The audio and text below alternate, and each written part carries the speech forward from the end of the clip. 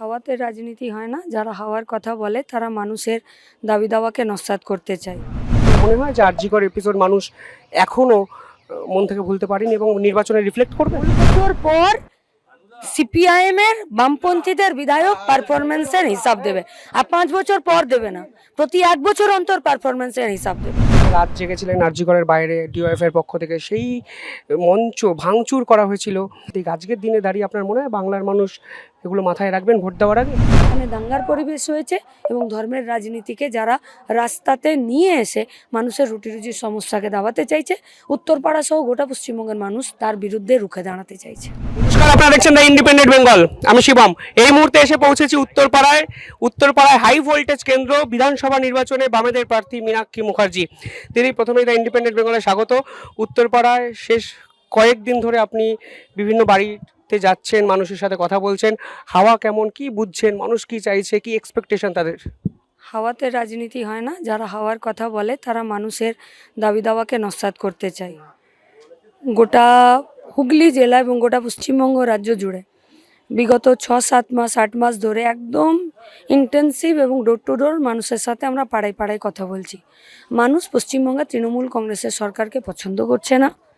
তৃণমূল কংগ্রেসের সরকারের শাসন পরিচালনাতে মানুষের জীবন দুর্বিষহ, গোদের উপর বিস্ফোরার মতন টেনে ডেকে নিয়ে এসছে বিজেপিকে। লোক ছিল না, নিজেদের দলের লোকজনদেরকে দিয়ে বিজেপি তৈরি করেছে।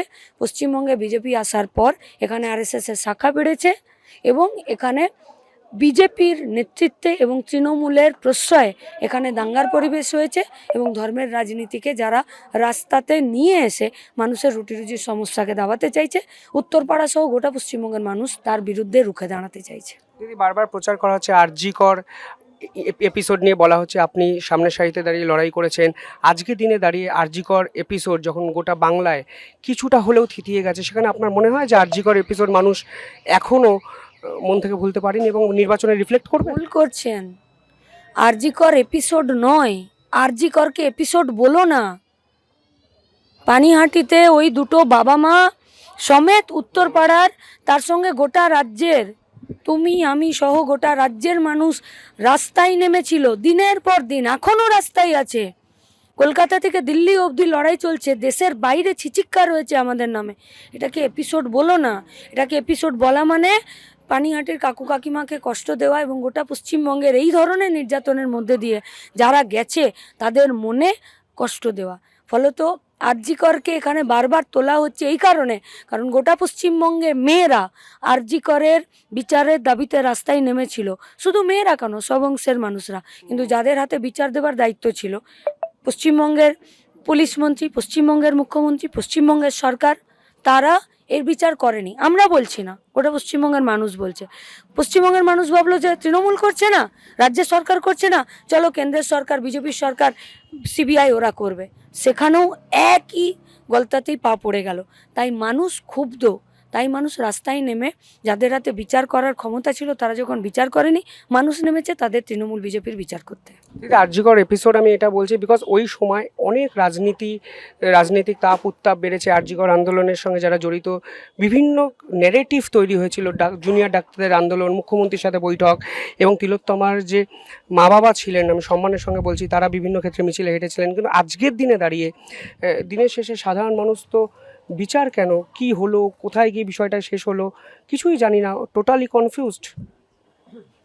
হ্যাঁ, একদম ঠিক কথা। তাহলে এই কনফিউশন ক্লিয়ার করার দায়িত্ব কাদের ছিল?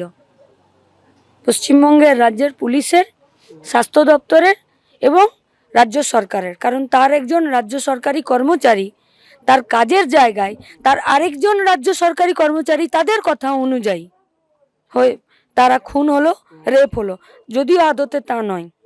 তাহলে কনফিউশন ক্লিয়ার কারা করবে? আচ্ছা, এরা পারলো না কনফিউশন ক্লিয়ার করতে, ভয় পেল সন্দীপ ঘোষকে দিয়ে স্বাস্থ্য ব্যবস্থার দুর্নীতি বেরিয়ে পড়বে, তো সিবিআই কেন হাতের উপর হাত দিয়ে বসে থাকলো? কি প্রয়োজন ছিল? কেন 3 ঘন্টা বসে থাকতে হলো আরজিকরের কাকু কাকিমাকে অমিত শাহের সঙ্গে দেখা করতে? কেন দিল্লিতে ছুটে গিয়েও নরেন্দ্র মোদী, দেশের প্রধানমন্ত্রী, একটাবার কথা বলতে পারলেন না? বেটি বাঁচাও বেটি পড়াও, আরজিকর আমাদের বেটি ছিল না? উত্তরপাড়াতে 9 দিনের মাথায় 2টো রেপ হয়েছে, একটি হ্যান্ডিক্যাপ বাচ্চা মেয়ে মারা গেছে। আরজিকর বিচ্ছিন্ন ঘটনা এপিসোড নয়, আরজিকর বিচারহীন পশ্চিমবঙ্গের মানুষের আর্তনাদ। সেই আর্তনাদের বিচার দিতে গোটা পশ্চিমবঙ্গের মানুষ এককাট্টা হচ্ছে। কিন্তু আমার এখনো মনে আছে আপনারা রাত জেগেছিলেন আরজিকরের বাইরে, ডিওএফ এর পক্ষ থেকে সেই মঞ্চ ভাঙচুর করা হয়েছিল এবং যে চিত্র আমরা দেখেছিলাম নিঃসন্দেহে মর্মান্তিক। আজকের দিনে দাঁড়িয়ে আপনার মনে হয় বাংলার মানুষ এগুলো মাথায় রাখবেন ভোট দেওয়ার আগে? অবশ্যই রাখবেন, কেন রাখবেন না? শুধু আরজিকরের মঞ্চ ভেঙেছে, শুধু আমাদেরকে অ্যাটেম্প্ট টু মার্ডার কেস দিয়েছে, জাল স্যালাইন দিয়ে লোককে মেরে ফেললো, তার বিরুদ্ধে লড়তে গেলাম, অ্যাটেম্প্ট টু মার্ডার কেস দিল। গোটা পশ্চিমবঙ্গে এত এত বেকার ছেলেমেয়েরা রাস্তায় দাঁড়িয়ে লড়াই আন্দোলন করলো, তাদেরকে উঠিয়ে দেওয়ার জন্য শীতকালে জলকামান চালিয়ে দিল। গোটা পশ্চিমবঙ্গ জুড়ে সরকারি কর্মচারীরা লড়তে গেল, বললো ঘেউ ঘেউ করো না। একবার কোর্ট, একবার রাস্তা, একবার সরকারের কাছে আবেদন, কোন জায়গাটা? তারপরে যারা চুরি করলো, দুর্নীতি করলো, তাদের বিরুদ্ধে যাদের কাজ করার দরকার, দেশের সরকার আছে, কেন্দ্রের সরকার আছে, ইনভেস্টিগেশন দপ্তর আছে, সিবিআই আছে, বিজেপি 77টা এমএলএ ছিল, কিন্তু পশ্চিমবঙ্গের দুর্নীতির বিরুদ্ধে এক কদম এগোতে পারেনি। কিন্তু গোটা পশ্চিমবঙ্গের মানুষ রাস্তা অবরুদ্ধ করে দিয়েছিল স্বাস্থ্য ব্যবস্থার দুর্নীতির মাথাতে আরজিকরকে নিয়ে। তাহলে যেটা মানুষ পারছে সেটা বিধানসভার ভেতরে বিজেপি কেন পারল না? এই 2009 থেকে তৃণমূল কার্যত এই আসনটা একছত্র আধিপত্য বিস্তার করেছে, তো আপনি কতটা কনফিডেন্ট? মানে বারবার তৃণমূলের একটা জেতা আসন। সমষ্টি থেকে বিচ্ছিন্ন করে দিও না ভাই, আমরা পার্টি থেকে লড়ি। আমাদের অসংখ্য কর্মীরা এবং গোটা রাজ্যের সাধারণ মানুষ তৃণমূল বিজেপির অপশাসনের বিরুদ্ধে এবং এই গোটা নৈরাজ্যের বিরুদ্ধে লড়তে চাইছে, তারা এককাট্টা আছে। আমরা কতটা কনফিডেন্ট সেটা আমাদের পাড়া বৈঠকে এসে জানতে হবে। অনেক উত্তরপাড়ার শেষ বিধায়কের পারফরমেন্স কি বলবেন? সে তো তৃণমূলকে জবাব দিতে হবে, আমাদের বিধায়ক ছিল না। মানুষ আপনাকে আমরা বলছে- 5 বছর পর আমাদের পারফরমেন্স বলবো। মানুষ এমনি আপনাকে কিছু বলছে না যে কাঞ্চন মৌলিক নিয়ে তারকা ক্যান্ডিডেট, আলটিমেটলি পারফরমেন্স 5 বছর? 5 বছর পর সিপিআইএম এর বামপন্থীদের বিধায়ক পারফরমেন্সের হিসাব দেবে, আর 5 বছর পর দেবে না, প্রতি 1 বছর অন্তর পারফরমেন্সের হিসাব দেবে।